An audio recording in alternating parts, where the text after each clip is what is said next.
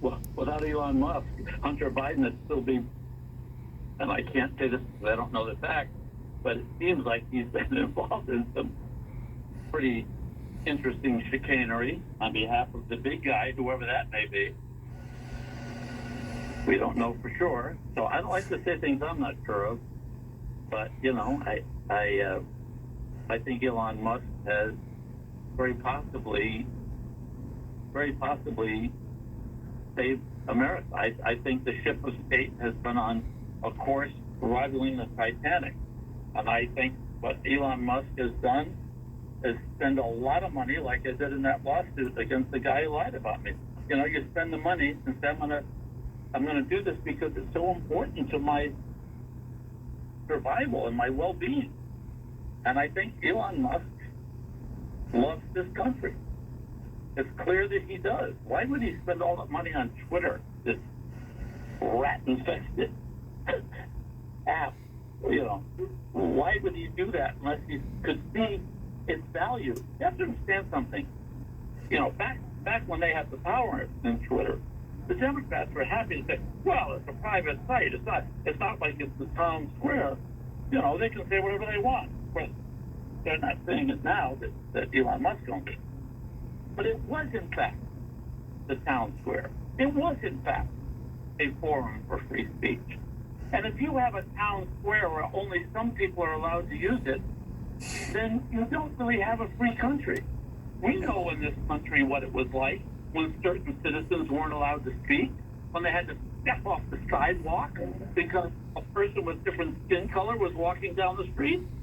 And I'm not going to compare anything to what black people in America went through because there is no comparison. There's no comparison. There's no comparison.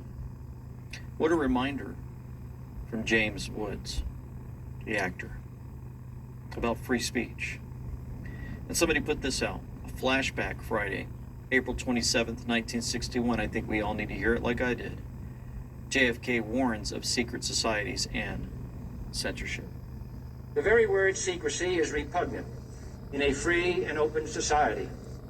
And we are, as a people, inherently and historically opposed to secret societies, to secret oaths, and to secret proceedings.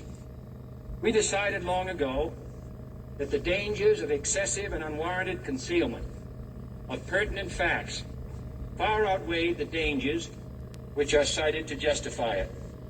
Even today, there is little value in opposing the threat of a closed society by imitating its arbitrary restrictions. Even today, there is little value in ensuring the survival of our nation if our traditions do not survive with it.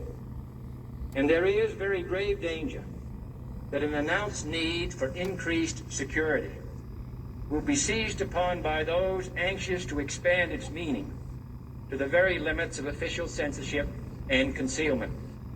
That I do not intend to permit to the extent that it's in my control. And no official of my administration, whether his rank is high or low, civilian or military, should interpret my words here tonight as an excuse to censor the news, to stifle dissent, to cover up our mistakes, or to withhold from the press and the public the facts they deserve to know. For we are opposed around the world by a monolithic and ruthless conspiracy that relies primarily on covert means for expanding its sphere of influence, on infiltration instead of invasion, on subversion instead of elections, on intimidation instead of free choice, on guerrillas by night instead of armies by day. It is a system which has conscripted vast human and material resources into the building of a tightly knit, highly efficient machine that combines military, diplomatic, intelligence, economic, scientific, and political operations. Its preparations are concealed, not published. Its mistakes are buried, not headlined. Its dissenters are silenced, not praised. No expenditure is questioned, no rumor is printed, no secret is revealed. So there we are. The reminder on free speech, and that would be speech even coming from Fox, from The Truth on Balenciaga. Well, they condemn, but not when it's against their financial interests, right? And so they want to be tied to this big fashion brand, this big fashion house. And look, what this is, it's perversion and it's evil. That's what it is. And she's talking about Balenciaga, folks, in case you're wondering.